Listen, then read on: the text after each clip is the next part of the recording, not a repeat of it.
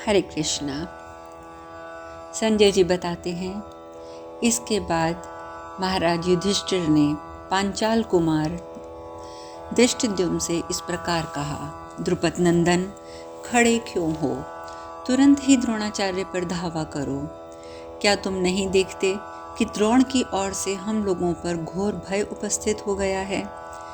जैसे कोई बालक डोर से बंधे हुए पक्षी के साथ खेलता है, उसी प्रकार ये महाधनुर्धर द्रोण युद्ध स्थल में युयुधान के साथ क्रीड़ा करते हैं। अतः तुम्हारे साथ भीमसेन आदि सभी महारथी वहीं युयुधान के रथ के समीप जाएं। फिर मैं भी संपूर्ण सैनिकों के साथ तुम्हारे पीछे पीछे आऊंगा। इस समय यमराज की दाढ़ों में पहुंचे हुए सात्यकी को छुड़ाओ। भारत ऐसा कहकर राजा युधिष्ठिर ने उस समय रण क्षेत्र में युयुधान की रक्षा के लिए अपनी सेना के साथ द्रोणाचार्य पर आक्रमण किया। राजन, आपका भला हो। अकेले द्रोणाचार्य के साथ युद्ध करने की इच्छा से आए हुए पांडवों और सृंजियों का वहां सब और महान कोलाहल छा गया। वे मनुष्यों में व्याघ्र के समान पराक्रमी सैनिक महारथी द्रोणाचार्य के पास जाकर कंक और मोर के पंखों से युक्त तीखे बाणों की वर्षा करने लगे। जैसे घर पर आए हुए अतिथियों का जल और आसन आदि द्वारा सत्कार किया जाता है, उसी प्रकार द्रोणाचार्य ने स्वयं उन समस्त आक्रमणकारी वीरों की मुस्कुराते हुए अगवानी की। जैसे अतिथि सत्कार में निपुण गृहस्थ के घर जाकर अतिथि तृप्त होते हैं, उसी प्रकार धनुर्धर द्रोणाचार्य के बाणों से सब की यथेष्ट तृप्ति की गई। प्रभो, जैसे दोपहर के प्रचंड मारतंड की ओर देखना कठिन होता है, उसी प्रकार वे समस्त योद्धा भरद्वाज नंदन द्रोणाचार्य की ओर देखने में समर्थ न हो सके। शस्त्रधारियों में श्रेष्ठ द्रोणाचार्य उस समस्त धनुर्धरों को अपने बाण समूहों द्वारा उसी प्रकार संतप्त करने लगे जैसे अंशुमाल सूर्य अपनी किरणों से जगत को संताप देते हैं।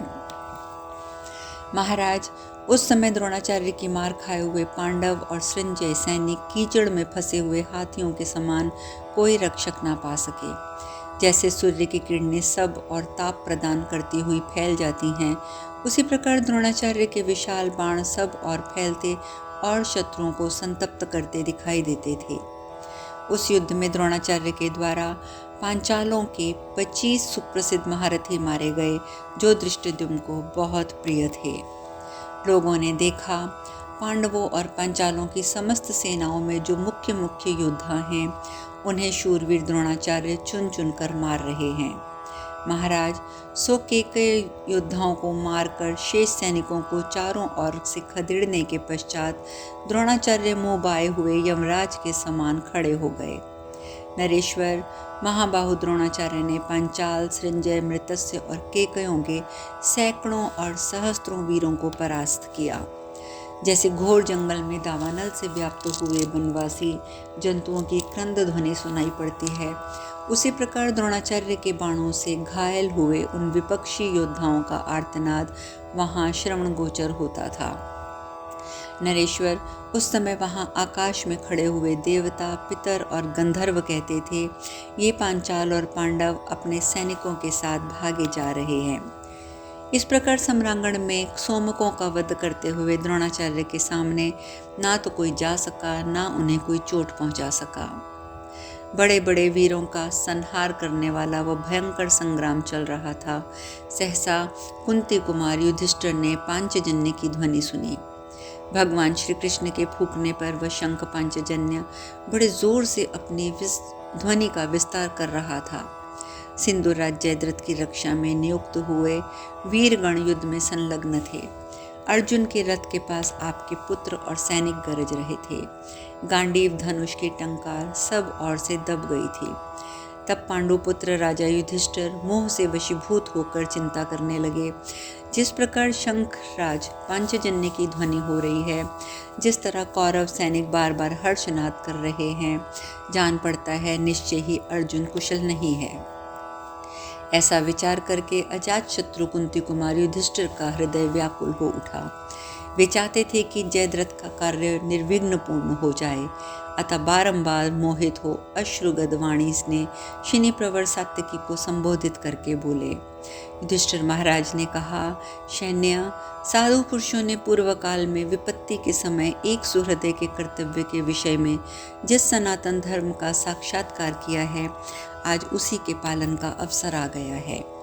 शिनी प्रवर सात्यके, इस दृष्टि पे से विचार करने पर मैं समस्त योद्धाओं में किसी को भी तुमसे बढ़कर अपना अतिशय सुहृद नहीं समझ पाता हूँ। जो सदा प्रसन्नचित्त रहता हो, जो नित्य निरंतर अपने प्रति अनुराग रखता हो, उसी को संकट में किसी महत्वपूर्ण कार्य का संपादन करने के लिए नियुक्त करना चाहिए, ऐसा मेरा मत है। वार्ष्णेय, जैसे भगवान श्री कृष्ण सदा पांडवों के परम आश्रय हैं, उसी प्रकार तुम भी हो। तुम्हारा पराक्रम भी श्री कृष्ण के समान ही है। अतः मैं तुम पर जो कार्य भार रख रहा हूँ, उसका तुम्हें निर्वाह करना चाहिए। मेरे मनोरथ को सदा सफल बनाने की तुम्हें चेष्टा करनी चाहिए। नरश्रेष्ठ, अर्जुन तुम्हारा भाई, मित्र और गुरु है। वह युद्ध के मैदान में संकट में पड़ा हुआ है, अतः तुम उसकी सहायता के लिए प्रयत्न करो। तुम सत्यव्रती, शूरवीर और मित्रों को अभय देने वाले हो। वीर, तुम अपने कर्मों द्वारा संसार में सत्यवादी के रूप में विख्यात हो। सैन्य, जो मित्र के लिए युद्ध करते हुए शरीर का त्याग करता है तथा जो ब्राह्मणों को समूची पृथ्वी दान कर देता है, वे दोनों पुण्य एक समान भागी माने गए हैं। हमने सुना है कि बहुत से राजा ब्राह्मणों को विधिपूर्वक इस समूची पृथ्वी का दान करके स्वर्गलोक में चले गए हैं। धर्मात्मा, इसी प्रकार तुमसे भी मैं अर्जुन की सहायता के लिए हाथ जोड़कर याचना करता हूँ। ऐसा करने से तुम्हें पृथ्वी दान के समान अथवा उससे भी अधिक फल प्राप्त होगा। सात्विके, मित्रों को अभय प्रदान करने वाले एक तो भगवान श्री कृष्ण ही सदा हमारे लिए युद्ध में अपने प्राणों का परित्याग करने के लिए उद्यत रहते हैं, और दूसरे तुम। युद्ध में सुयश पाने की इच्छा रखकर पराक्रम करने वाले वीर पुरुष की सहायता कोई शूरवीर पुरुष ही कर सकता है। दूसरा कोई निम्न कोटि का मनुष्य उसका सहायक नहीं हो सकता। माधव, ऐसे घोर युद्ध में लगे हुए रण क्षेत्र में अर्जुन का सहायक एवं संरक्षण होने योग्य तुम्हारे सिवा और कोई दूसरा नहीं है। पांडुपुत्र अर्जुन ने तुम्हारे सैकड़ों कार्यों की प्रशंसा करते और मेरा हर्ष बढ़ाते हुए बारंबार तुम्हारे गुणों का वर्णन किया है। वह कहता है, सात्यकी के हाथों में बड़ी फुर्ती है। वह विचित्र रीति से युद्ध करने वाला और शीघ्रता पूर्वक पराक्रम दिखाने वाला है। संपूर्ण अस्त्रों का ज्ञाता विद्वान शूरवीर सात्यकी युद्ध स्थल में कभी मोहित नहीं होता है। उसके कंधे, महान छाती, चौड़ी छाती, भुजाएं, बड़ी बड़ी ठोड़ी, विशाल हष्टपुष्ट, वह महाबली, महापराक्रमी, महामनस्वी, महारथी है। सात्यकी मेरा शिष्य और सखा है। मैं उसको प्रिय हूँ और वह मुझे। युयुधान मेरे सहायक होकर मेरे विपक्षी कौरवों का संहार कर डालेगा। राजेंद्र महाराज, यदि युद्ध में श्रेष्ठ मुहाने पर हमारी सहायता के लिए भगवान श्री कृष्ण, बलराम, अनिरुद्ध, प्रद्युमन, गद, सारण अथवा वृषनिवंशियों सहित सांब कवच धारण करके तैयार होंगे, तो भी मैं पुरुषिंह सत्यपराक्रमी शिनी पौत्र सात्यकी को ही अपनी सहायता के कार्य में नियुक्त करूंगा, क्योंकि मेरी दृष्टि में दूसरा और कोई सात्यकी के समान नहीं है। तात, इस प्रकार अर्जुन ने द्वैत वन में श्रेष्ठ पुरुषों की सभा में तुम्हारे यथार्थ गुणों का वर्णन करते हुए परोक्ष रूप से मुझसे उपयुक्त बातें कही थी। वाष्पर्य, अर्जुन का, मेरा, भीमसेन और दोनों माद्री कुमारों का तुम्हारे विषय में वैसा संकल्प है, उसे तुम व्यर्थ नहीं करना चाहिए। जब मैं तीर्थों में विचरता हुआ द्वारका गया था, वहाँ भी अर्जुन के प्रति जो तुम्हारा स्वभक्ति भाव था, उसे मैंने स्वयं देखा है।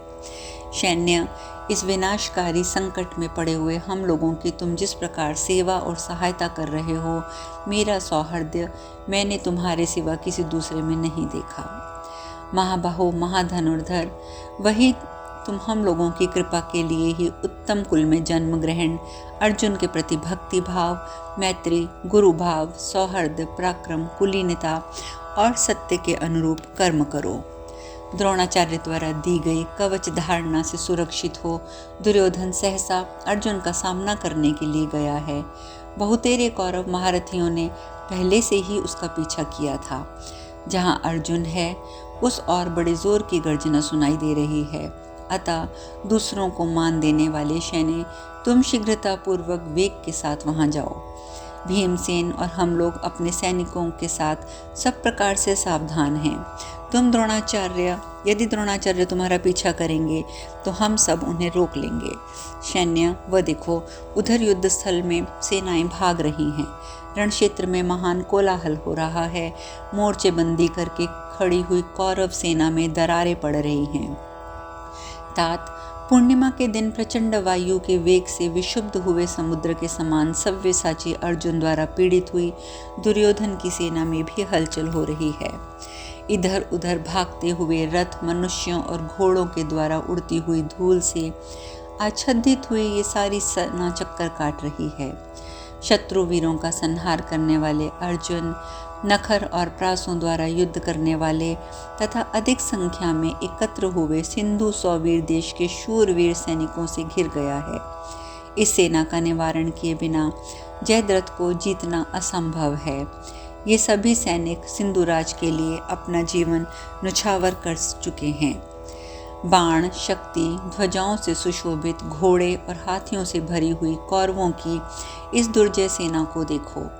सुनो, डंकों की आवाज़ हो रही है, जोर जोर से शंख बज रहे हैं, वीरों के सिहनाद तथा रथों के पहियों की घड़घड़ाहट के शब्द सुनाई पड़ रहे हैं। हाथियों के चिंघाड़ने की आवाज़ सुनो, सहस्त्रों पैदलों सैनिकों तथा पृथ्वी को कंपित करते हुए दौड़ लगाने वाले घुड़सवारों के शब्द सुनो। इस अनन्य सैन्य समुद्र में डूबकर अर्जुन अपने प्राणों का भी परित्याग कर देगा। युद्ध में उसके मारे जाने पर मेरे जैसा मनुष्य कैसे जीवित रह सकेगा? युयुधान, तुम्हारे जीते जी मैं सब प्रकार के भारी संकट में पड़ा हुआ हूँ। निद्रा विजयी पांडुकुमार अर्जुन श्याम वर्ण वाला दर्शनीय तरुण है। समय बीतता जा रहा है। वार्ष्णेय, पता नहीं इस समय अर्जुन जीवित है भी या नहीं। महासमर में जिसके वेग को सहन करना देवताओं के लिए असंभव है, कौरवों की वह सेना समुद्र के समान विशाल है। तात, उसी कौरवी सेना में महाबाहो अर्जुन ने अकेले प्रवेश किया है। आज किसी प्रकार मेरी बुद्धि युद्ध में नहीं लग रही है। इधर द्रोणाचार्य भी युद्ध स्थल में बड़े वेग से आक्रमण करके मेरी सेना को पीड़ित कर रहे हैं। महाबाहो, विप्रवर द्रोणाचार्य जैसा कार्य कर रहे हैं, वह सब तुम्हारी आंखों के सामने है। एक ही समय प्राप्त हुए अनेक कार्यों में से किस प्रकार पालन आवश्यक है, इसका निर्णय करने में तुम कुशल हो। मानद, सबसे महान प्रयोजन तो तुम्हें शीघ्रतापूर्वक संपन्न करना चाहिए। तुम्हें युद्ध स्थल में अर्जुन की रक्षा के लिए जाना चाहिए। मैं दहार्ष नंदन भगवान श्री कृष्ण के लिए शोक नहीं करता। वे तो संपूर्ण रक्षक के जगत के संरक्षक और स्वामी हैं। युद्ध स्थल में तीनों लोग संगठित होकर आ जाएं तो भी वह पुरुष सिंह श्री कृष्ण उस सम को परास्त कर सकते हैं। ये सच्ची बात मैं तुमसे कहता हूँ। फिर दुर्योधन की इस अत्यंत दुर्लभ सेना को जीतना उनके लिए कौन सी बड़ी बात है। परंतु वार्ष्णेय, यह अर्जुन तो युद्ध स्थल में बहुसंख्यक सैनिकों द्वारा पीड़ित होने पर सम्रांगण में अपने प्राणों का परित्याग कर देगा। इसीलिए मैं शोक के समुद्र में डूबा जा रहा हूँ। अतः तुम मेरे जैसे मनुष्य से प्रेरित होकर ऐसे संकट के समय जैसे अर्जुन जैसे प्रिय सखा के पथ का अनुसरण करो, जैसा कि तुम्हारे जैसे वीर पुरुष किया करते हैं। सात्वत, वृष्णिवंशी प्रमुख वीरों में रण क्षेत्र में दो ही व्यक्ति अतिरथी माने गए हैं। एक तो महाबाहु प्रद्युम्न, दूसरे सुविख्यात वीर तुम। नरव्याघ्र, तुम अस्त्र विद्या के ज्ञान में भगवान श्री कृष्ण के समान, बल में बलराम जी के तुल्य और वीरता में धनंजय के समान हो। इस जगत में भीष्म और द्रोण के बाद तुम पुरुष सिंह सात्विकी को ही श्रेष्ठ पुरुष, संपूर्ण युद्ध कुशल में निपुण बताया गया है। जब अच्छे पुरुषों का समाज जुटता है, उस समय उसमें आए हुए सब लोग संसार में तुम्हारे गुणों को सदा सर्वदा सबसे विलक्षण बतलाते हैं। संपूर्ण जगत से तुम अकेले युद्ध कर सकते हो। लोग कहते हैं कि संसार में सात्विकी के लिए कोई कार्य असाध्य नहीं है। सैन्य, दहार्ष कुल के वीर पुरुष रण क्षेत्र में अपने प्राणों को बचाने की चेष्टा नहीं करते हैं। दहाड़ कुल के वीर पुरुष तो हर उत्तम कार्य में प्रवृत्त रहते हैं। तात धर्मात्मा अर्जुन तुम्हारा गुरु है और भगवान श्री कृष्ण तुम्हारे और बुद्धिमान अर्जुन के भी गुरु हैं। इन दोनों कारणों को जानकर मैं तुमसे इस कार्य के लिए कह रहा हूँ, मेरी बात की अवहेलना ना करो, क्योंकि मैं तुम्हारे गुरु का भी गुरु हूँ। तुम्हारा वहाँ जाना श्री कृष्ण को, मुझको और अर्जुन को भी प्रिय है। मैं तुमसे सच्ची बात कहता हूँ, अतः जहाँ अर्जुन है वहाँ जाओ। सत्य प्रक्रमी वत्स, तुम मेरी इस बात को मानकर दुर्बुद्धि दुर्योधन की सेना में प्रवेश करो। सात्वत उसमें प्रवेश करके यथा योग्य सब महारथियों से मिलकर युद्ध में अपने अनुरूप पराक्रम दिखाओ। इस प्रकार श्री महाभारत द्रोण पर्व के अंतर्गत जयद्रथ पद पर्व में युधिष्ठिर वाक्य विषयक 110वां अध्याय पूर्ण हुआ। संजय कहते हैं, राजन, धर्मराज का ये वचन प्रेम पूर्ण, मन को प्रिय लगने वाला, मधुर अक्षरों से युक्त, सामयिक, विचित्र, कहने योग्य और न्याय संगत था। इसे सुनकर शिनी प्रवर सात्विकी ने युधिष्ठिर महाराज को इस प्रकार उत्तर दिया, अपनी मर्यादा से कभी च्युत न होने वाले नरेश, आपने अर्जुन की सहायता के लिए जो जो बातें कही हैं मैंने सुन ली हैं। आपका कथन अद्भुत, न्याय संगत और यश की वृद्धि करने वाला है। राजेंद्र, मेरे समय में ऐसे समय में जैसे जैसे प्रिय व्यक्ति को देखकर आप जैसी बातें कह सकते हैं, आपने वैसी ही कही हैं। आप अर्जुन से जो कुछ कह सकते हैं वही आपने मुझसे भी कहा है। अर्जुन के हित के लिए मुझे किसी भी प्रकार से अपने प्राणों की रक्षा की चिंता नहीं करनी चाहिए। फिर आपका आदेश मिलने पर मैं इस महायुद्ध में क्या नहीं कर सकता हूँ। नरेंद्र, आपकी आज्ञा हो तो देवताओं, असुरों और मनुष्यों सहित तीनों लोकों के साथ में युद्ध कर सकता हूँ। फिर यहाँ इस अत्यंत दुर्बल कौरव सेना का सामना करना मेरे लिए कौन सी बड़ी बात है। राजन, मैं रण क्षेत्र में आज चारों ओर घूमकर दुर्योधन की सेना के साथ युद्ध करूंगा, उस पर विजय पाऊंगा, ये मैं आपसे सच्ची बात कहता हूँ। अब शेष कथा कल। हरे कृष्णा।